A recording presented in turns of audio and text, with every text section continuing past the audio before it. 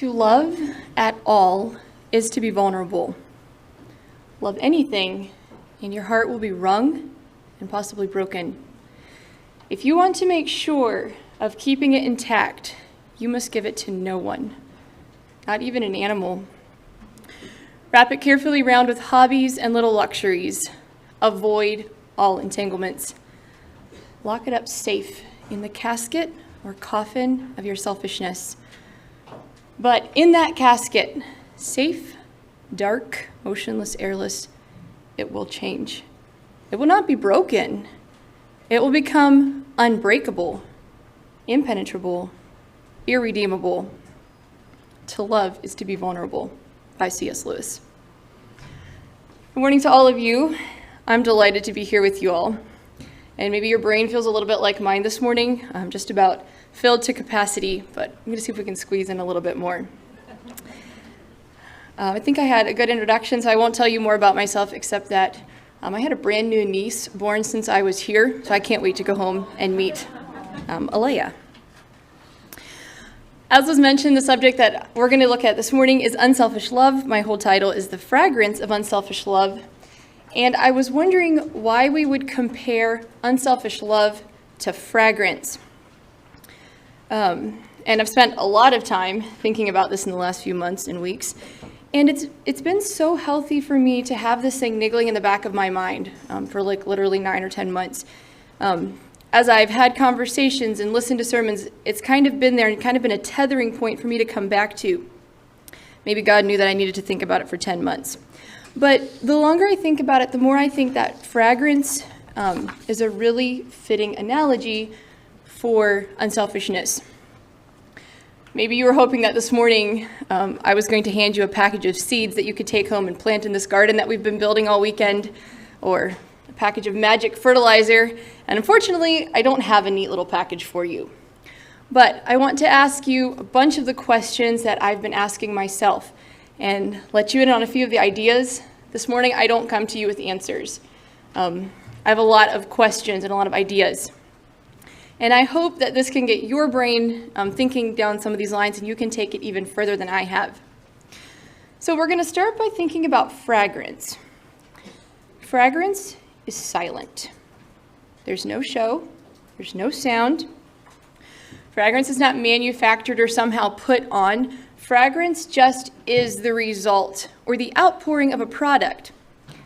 It's invisible. Sometimes it's elusive. Maybe you kind of get a hold of it, but you can't quite decide if it was there or not. It's not tangible. Nobody can see it. You've never walked into your house and seen the aroma of bread. You can't touch the scent of honeysuckle when you're out walking in the evening. But fragrance is really, really important. I'm going to mention a few things, and I want you to think about like your mental reaction to the fragrance or how these things smell. Think about clean sheets when you crawl into bed. Think about a warm greenhouse in March. Think about spoiled potatoes or food or anything else. Think about a warm, rainy afternoon. Think about a dairy parlor. For some of you, you just were back with your favorite uncle, and some of you freaked out, and that's okay. Think about mint tea or your morning coffee. And I think we all agree fragrance is really, really important. It sends you a message. It gets your attention. I taught school for 5 years, and I'm realizing most of you have me beat by a lot of years, which is great. But I still like math and grammar and science-y things. So we're going to have a mini science lesson on your sense of smell this morning. Did you know your brain can recognize up to 10,000 different odors? Your sense of smell was the first one to develop. According to Bradenberger, at about 9 weeks after you were conceived, your capacity to smell had already developed, and by 13 weeks, that capacity to smell was already linked to your brain. Your sense of smell is the only sense that's directly connected to the emotional part of your brain. I think this is so cool. So I'm not a brain scientist, but I think this is fascinating. In your brain, there's an almond-shaped piece called the amygdala. And your amygdala is what processes your emotions like fear, danger, pleasure, all those things. And your sense of smell is directly connected to your amygdala and to your hippocampus.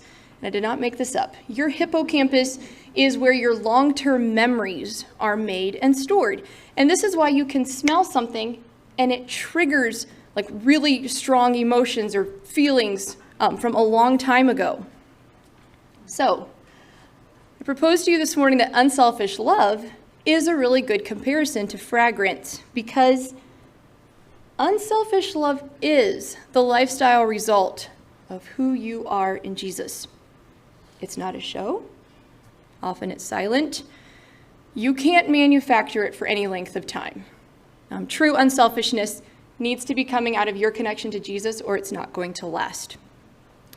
So as we work in our garden, like we've been talking about all weekend, unselfish love is going to start being the result of the energy that you're putting into knowing Jesus and loving Jesus and accepting his love for you.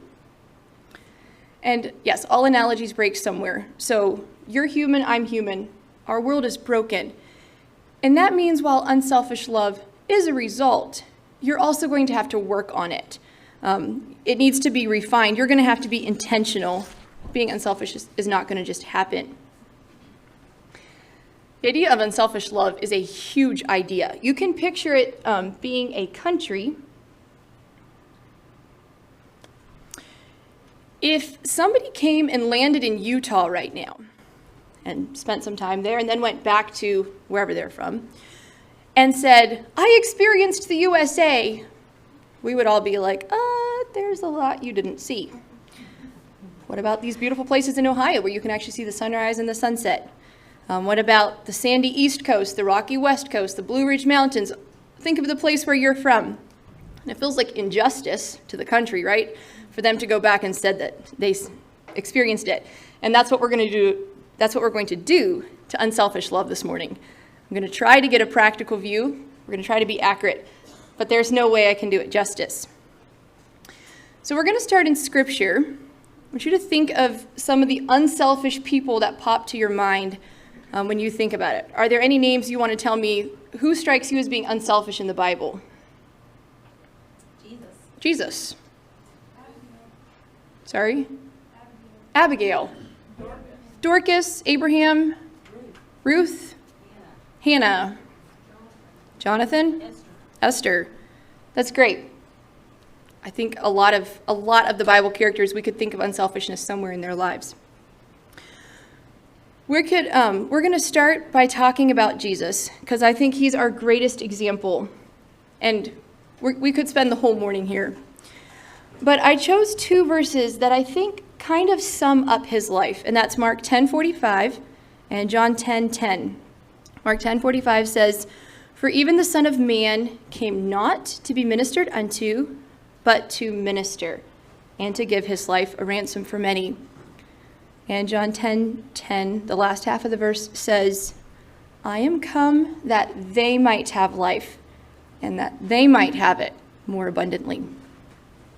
I can't say it better in words than the Holy Spirit has already done. And I cannot call you to any higher calling than that of Jesus. So I have a bunch of questions for you. What if you're come so that someone else can have a more abundant life? What if true living is actually making someone else's life fuller and richer? What if we all went back to our communities with this concept of ministering being our focus instead of being ministered unto? And I'm not saying not asking for help. I am asking, though, what if I got a hold of the idea that God brought me here to earth to bring his goodness to someone else, and it's not glamorous? And it's actually really hard, because no one ever said that ministering was fun and easy. Nobody wants to give up their life. If you have your Bibles and want to, you can turn to Mark chapter 6. This chapter has a lot going on, and we're just going to kind of skim down across it very briefly. In verses 1 to 6, Jesus is experiencing rejection from his countrymen. In verses 7 to 12, Jesus sends out his disciples to preach.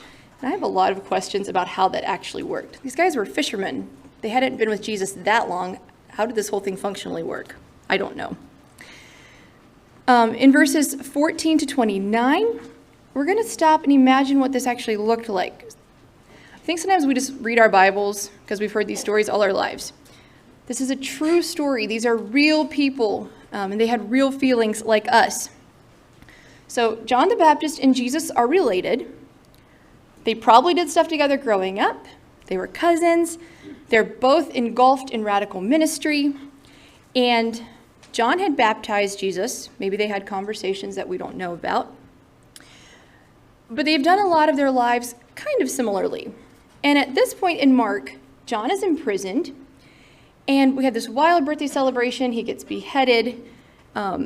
His head is taken into Herodias' daughter. The disciples come and they bury what's left of the body. We have a lot of trauma going on. And this is Jesus' cousin. And Jesus is also involved in ministry.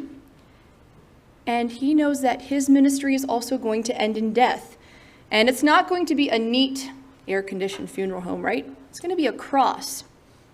So Jesus realizes this is all coming. And we're going to read verses 30 to 34. And the apostles gathered themselves together unto Jesus and told him all things, both what they had done and what they had taught. And he said unto them, Come ye yourselves apart into a desert place and rest a while. For there were many coming and going, and they had no leisure so much as to eat. And they departed into a desert place by ship privately. But unfortunately, this is not going to be the nice little vacation they had planned. Verse 33. And the people saw them departing, and many knew him, and ran afoot thither out of all cities, and outwent them, and came together unto him. And Jesus, when he came out, saw much people. You see that? Can you imagine? The people you're trying to take a break from beat you to the place where you're going to go rest? Look at Jesus' response. Oh dear, back in the boat, guys. We're going to try like 3 inlets down. No. In verse 34, it says, And Jesus, when he came out, saw much people and was moved with compassion toward them, because they were as sheep not having a shepherd. And he began to teach them many things. And that is the heart of Jesus. He could have stayed in the boat. He could have said, I'm sorry, I'm exhausted. I don't have time to help you right now. Which opens up another entire realm of questions for me. How did Jesus do that? How could Jesus feel compassion for the people who beat him to his resting place? How did he reach out? Today we hear a lot of chatter about mental space or burnout or not having brain space or I can't reach out because I'm exhausted. And this is where I need you to wait. I tend to be kind of a critical listener. I'm like, oh, I agree, or oh, I don't agree. So hear me out. I'm not saying that mental fatigue doesn't exist. I believe it does. God created us as whole beings. We live in a broken world. And the things that you've experienced, that I've experienced, they've shaped you. They've changed you. They've used up your energy. They've colored the lenses through how you view the world. And maybe you're sitting there saying, Hannah, you don't understand. And you're right. There's no way I can possibly know all of your individual stories. Let me tell you a little bit about an experience I had recently. So at Faith Mission Home, where I worked previously, there's a board in the kitchen, and anybody can write up a question, and throughout the day, anyone else can scroll up an answer.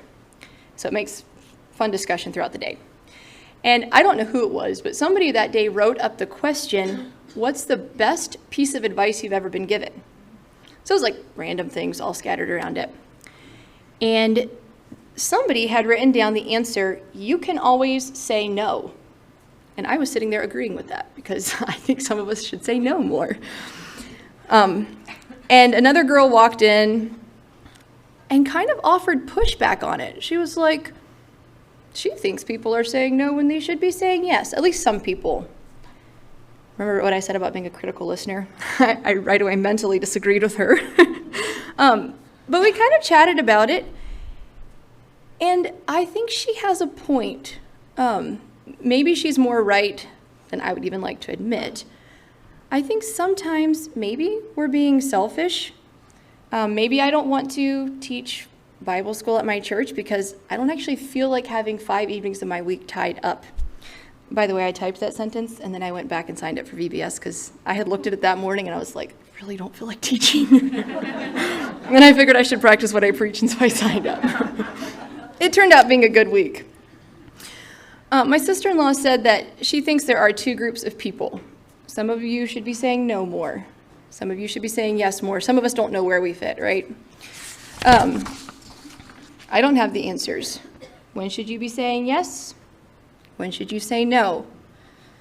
How much do you need to care for yourself so you can care well for others? Because that's real.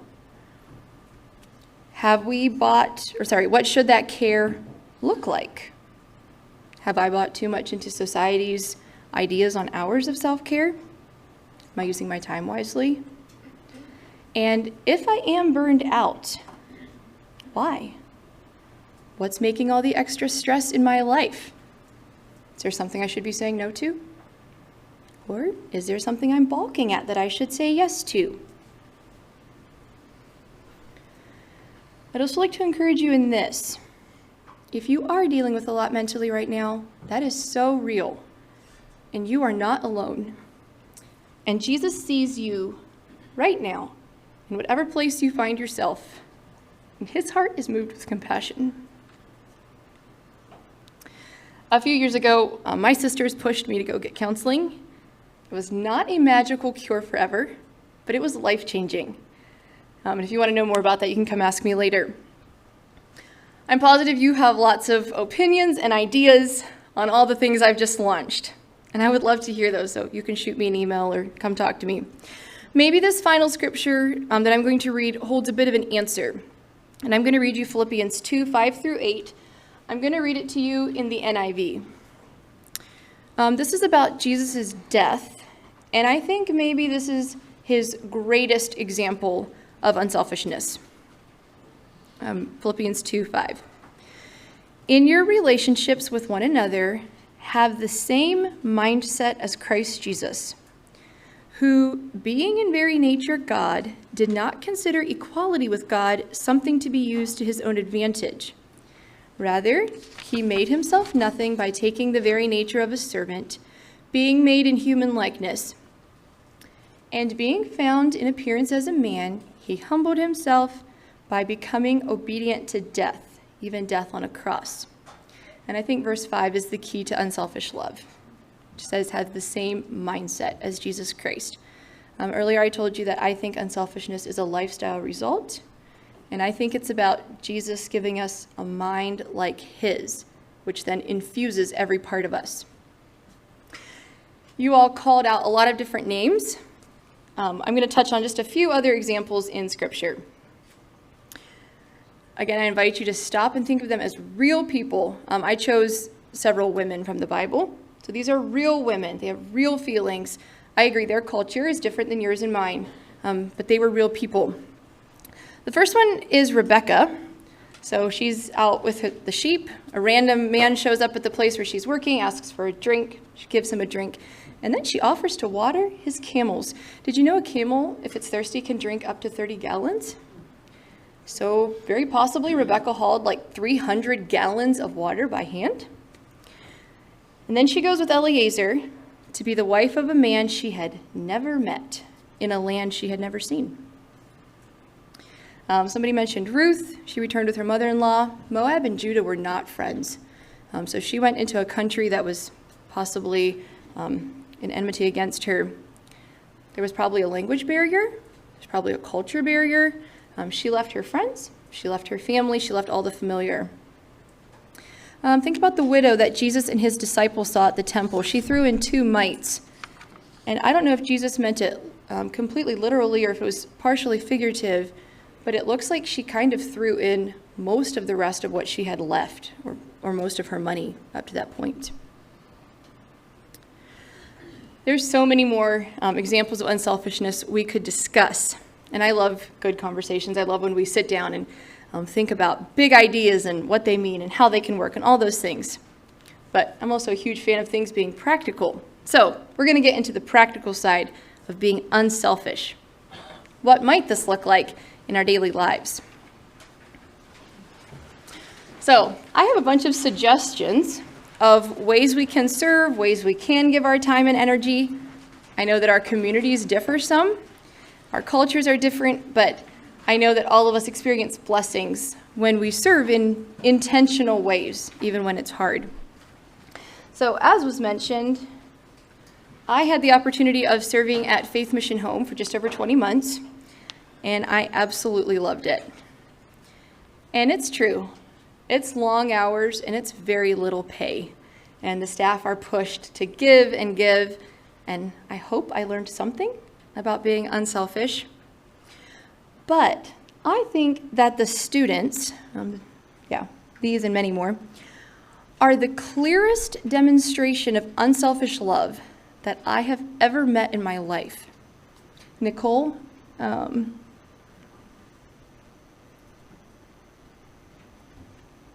we go. Nicole's in the top corner with me. Kyle and Jared and many more, they don't care about your complexion. They don't care if you're talented or not. They don't care if you're popular. They don't care if you have your life figured out. If you love them, they will love you. They'll probably even love you if you don't do very good at loving them.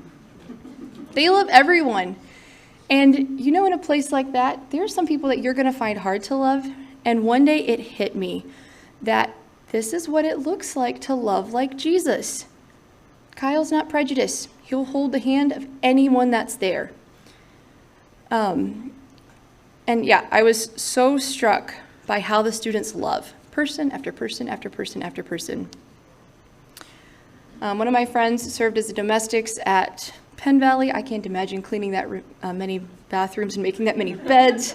Some of my brothers were at Mountain View. I know a lot of you, I keep hearing places where you all serve, and I think that's incredible. If you flip over any newsletter, there's places to go serve. I would love to see a hand raise of how many of you served in another country for like over 6 months. Okay, a good scattering. This is something I haven't done. I keep thinking maybe sometime, but I haven't got to yet. I have had a number of siblings do this, so I've gotten to travel to Belize and Paraguay and Greece and Ireland. I had 5 different siblings scattered all over. And I think there's few things that broaden your worldview and your perspectives, like getting to see another culture. Maybe this is going to mean pursuing a medical degree of some sort. Maybe you need a teaching degree to get into some of those countries. Maybe you have to do the hard work and learn another language. Maybe you have to say goodbye to your current normal. But I think that can be an incredible way to serve. I was going to ask on a hand raise for how many have taught school, but I'm realizing that it's a lot of the people here, so I won't ask for that this morning. I taught for 5 years, and it was a really stretching experience. And some of you don't consider yourself teachers, and that is so okay. I don't think it's the perfect fit. I'm going to tell you a little bit about my experience. I started teaching when I was 20, and I taught 5th and 6th grade for 2 terms. And then I went up to Faith Builders, and I got to cook for several months. And then I came back home and taught for 3 more years. 1 year was middle grades, and then I switched down to elementary.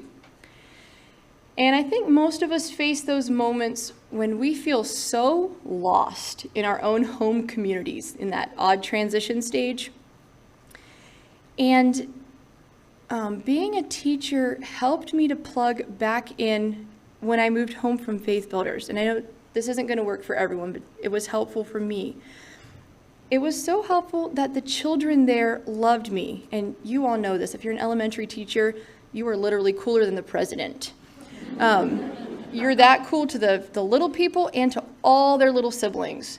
And it was such a gift to show up on Sunday mornings and they'd be like, "Oh, Miss Hannah." And I felt noticed, I felt wanted, and it was such a gift being able to plug back in. Teaching will teach you flexibility. You get to work with parents and co-teachers and students and the whole 9 yards.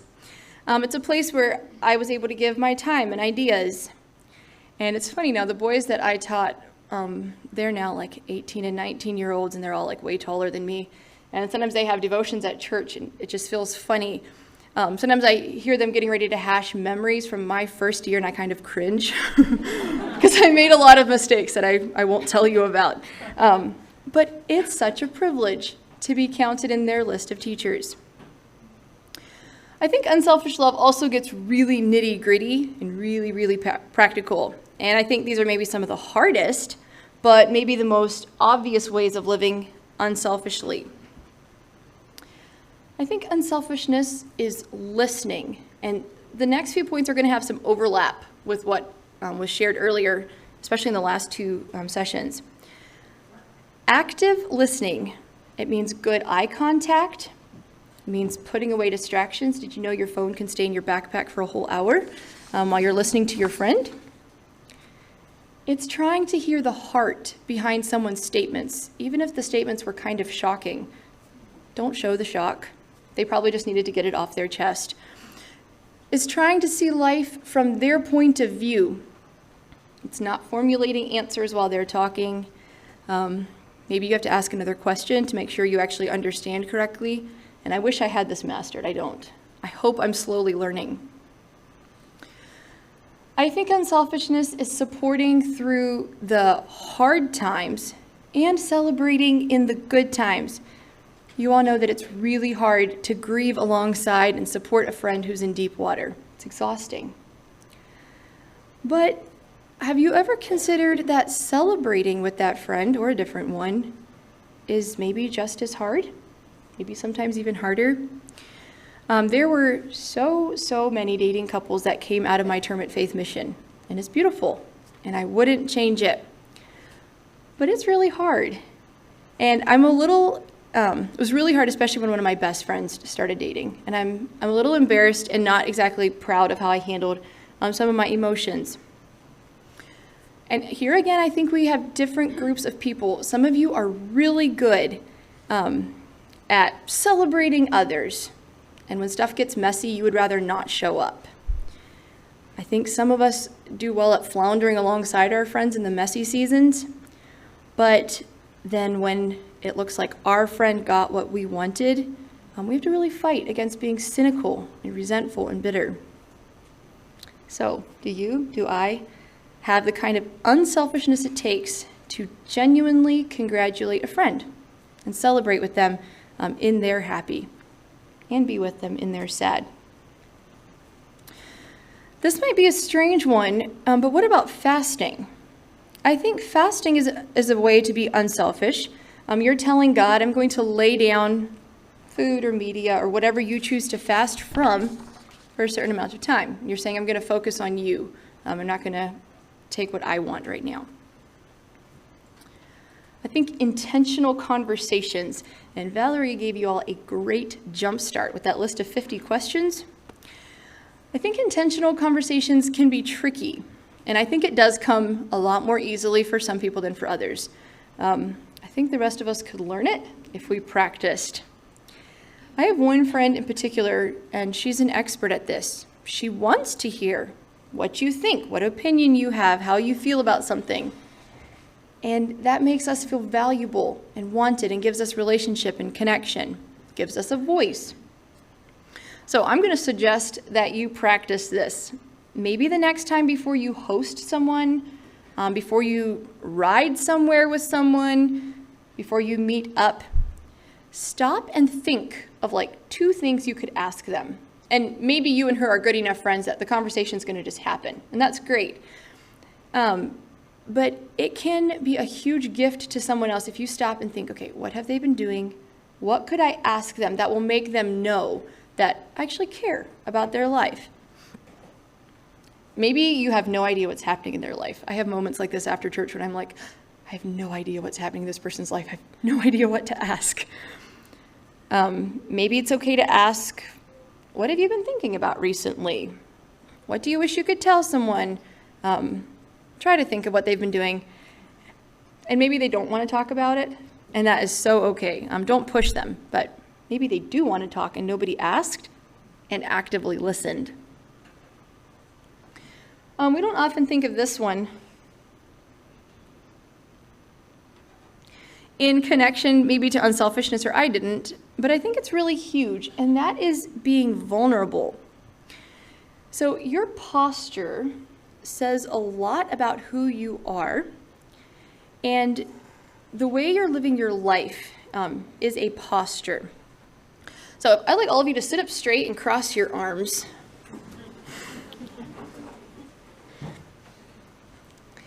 And if you'd imagine yourself sitting this way on the first evening and introducing yourself, do you feel the vibe? All right, you can relax. Instead, I'd like you to hold your palms up. It can be under the table or over the table, wherever you're comfortable. And I'm going to give you like a minute. Can you tell your neighbor maybe something you enjoyed from the weekend, something you learned? Maybe you just want to introduce yourself to them. So go ahead.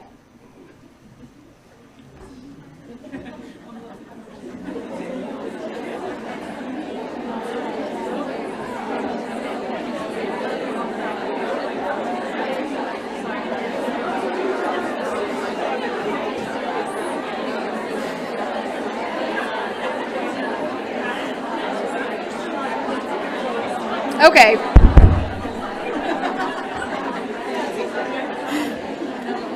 We may or may not be able to shut this back down. That wasn't a minute. That was more like maybe 15 seconds. I'm sorry, that felt a little awkward. Did it feel a little awkward to y'all? No? Maybe we should have done it in our brains instead of physically. Can you feel the difference, though, between if somebody comes to you like this, and someone comes to you like this? So I want you to stop and think about how you're living your life, like the posture of how you're living your life. And if you picture Jesus on the cross, his arms were stretched all the way out. And when your arms are stretched out, you feel pretty vulnerable. Nothing is protecting me right now. And that's how Jesus died. And that's how Jesus is inviting you to live. Your hands open and the word welcome on your lips. That's how he died, and that's how he's inviting you to live. Here's a thought by Ann Voskamp that somebody wrote on a note to me one day, and it said, "Love is always worth the risk because the reward of loving is in the joy of loving itself. Love is a risk that's never a risk.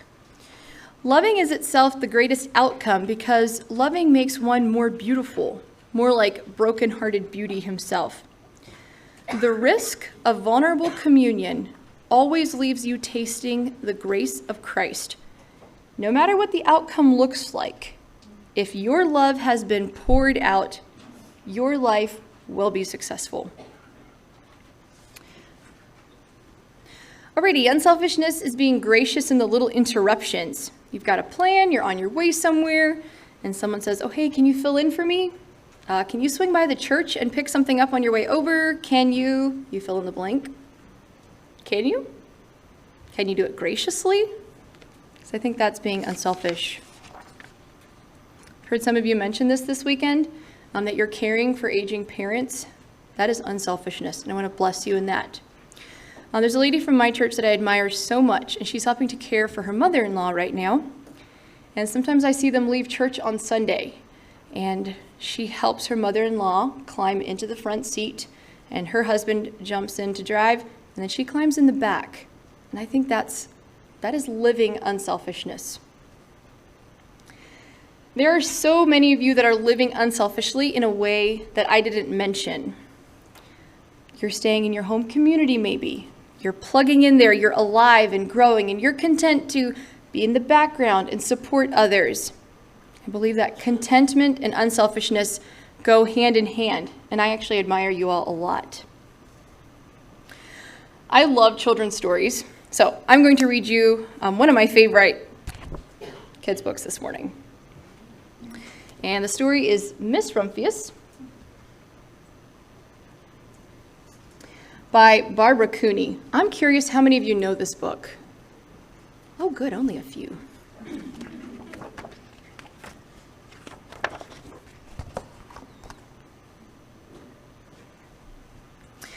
The lupine lady lives in a small house overlooking the sea.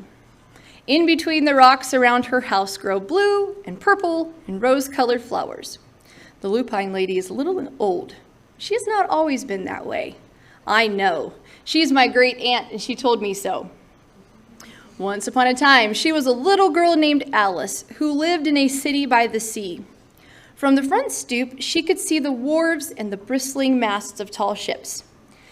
Many years ago, her grandfather had come to America on a large sailing ship. Now, he worked in a shop at the bottom of the house, making figureheads for the prows of ships and carving Indians out of wood to put in front of cigar stores. For Alice's grandfather was an artist. He painted pictures, too, of sailing ships and places across the sea. And when he was very busy, Alice helped him put in the skies.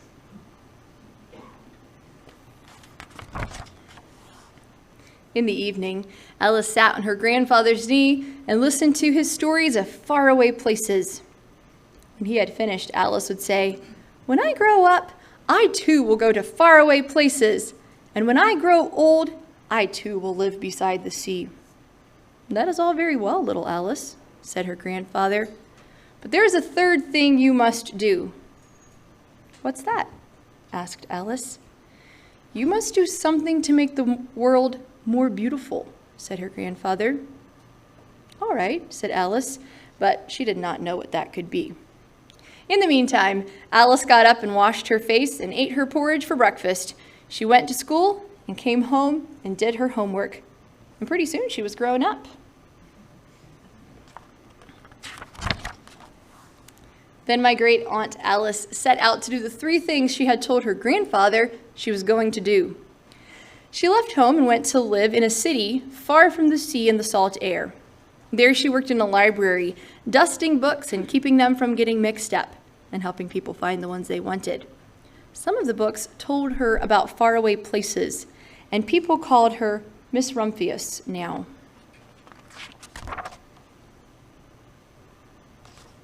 Sometimes she went to the conservatory in the middle of the park. When she stepped inside on a wintry day, the warm, moist air wrapped itself around her, and the sweet smell of jasmine filled her nose. This is almost like a tropical isle," said Miss Rumphius, "but not quite." So, Miss Rumphius went to a real tropical island where people kept cockatoos and monkeys as pets. She walked on long beaches, picking up beautiful shells, and one day she met the Bapa Raja, king of the fishing village. "You must be tired," he said. "Come into my house and rest." So, Miss Rumphius went in and met the Bapa Raja's wife. The Bapa Raja himself fetched a green coconut and cut a slice off the top so that Miss Rumphius could drink the coconut water inside. Before she left, the Bapa Raja gave her a beautiful mother-of-pearl shell on which he had painted a bird of paradise and the words, "You will always remain in my heart." "You will always remain in mine too," said Miss Rumphius.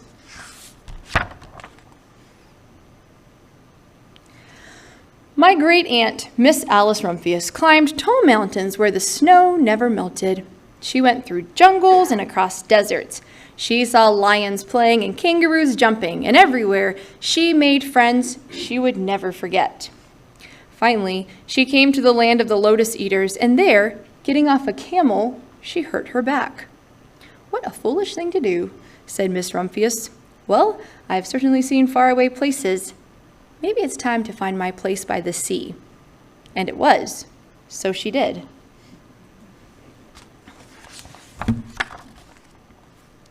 From the porch of her new house, Miss Rumphius watched the sun come up.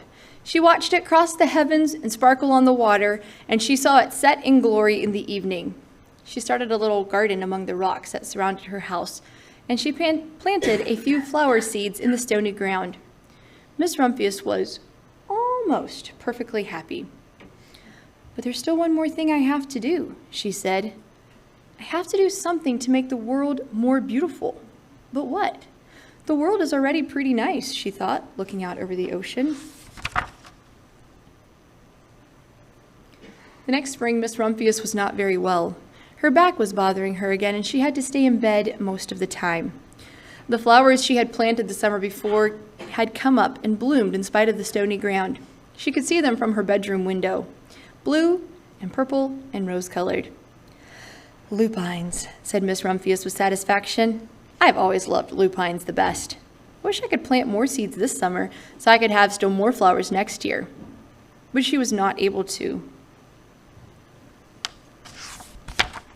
After a hard winter, spring came. Miss Rumphius was feeling much better. Now she could take walks again. One afternoon, she started to go up and over the hill where she had not been in a long time.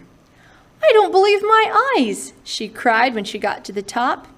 For there, on the other side of the hill, was a large patch of blue and purple and rose-colored lupines. "It was the wind," she said as she knelt in delight.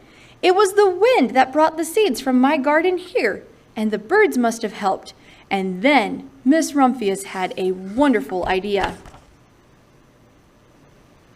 She hurried home and got out her seed catalogs. She sent off to the very best seed house for 5 bushels of lupine seed. And all that summer, Miss Rumphius, her pockets full of seeds, wandered over fields and headlands, sowing lupines. She scattered seeds along the highways and down the country lanes. She flung handfuls of them around the schoolhouse and the back of the church. She tossed them into hollows and along stone walls. Her back didn't hurt her at all anymore. And now some people called her that crazy old lady. The next spring, there were lupines everywhere. Fields and hillsides were covered with blue and purple and rose-colored flowers. They bloomed along the highways and down the lanes. Bright patches lay around the schoolhouse and back of the church. Down in the hollows and along the stone walls grew the beautiful flowers. Miss Rumphius had done the third and the most difficult thing of all. My great-aunt Alice, Miss Rumphius, is now very old. Her hair is very white. Every year, there are more and more lupines. Now they call her the lupine lady. Sometimes my friends stand with me outside her gate, curious to see the old lady who planted the fields of lupines. When she invites us in, they come slowly. They think she's the oldest woman in the world. Often she tells us stories of faraway places. When I grow up, I tell her, I too will go to faraway places and come home to live by the sea. That's all very well, little Alice, says my aunt, but there's a third thing you must do. What is that? I ask. You must do something to make the world more beautiful. All right, I say. But I do not know yet what that can be. And that's the end of Miss Rumphius.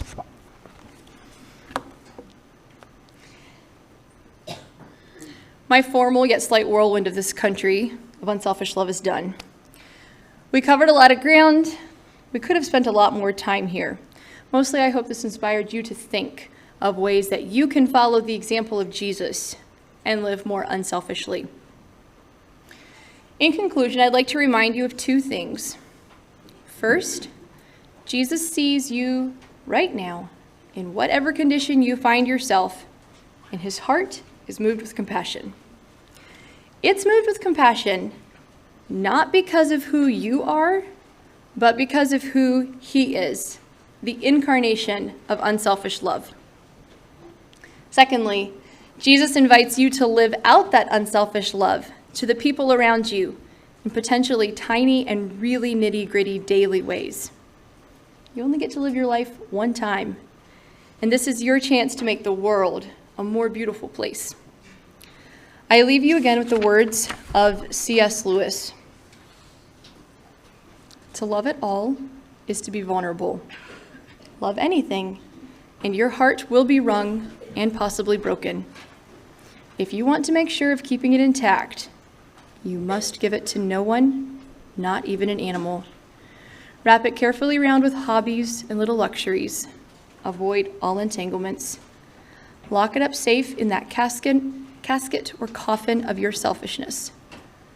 But in that casket, safe, dark, motionless, and airless, it will change. It will not be broken.